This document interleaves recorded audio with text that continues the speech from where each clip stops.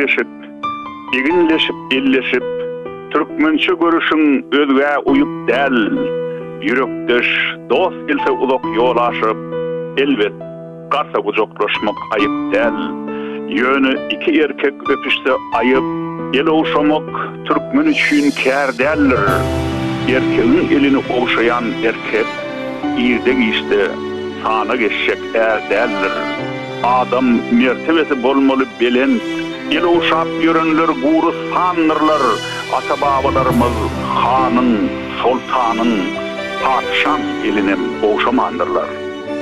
Erkin adam öpmez özgän elini, bu düşünsen minnetli aş giymektir, özgänin öňünde etmek bilini, men adam del, men kul, gırnak diýmekdir.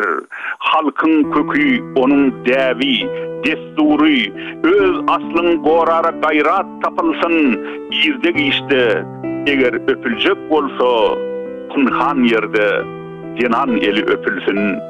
El oşamaň adamlar, ters görüllen, boymaň ýyly adaryn, ýylylaryň yüregini ağlatmaň,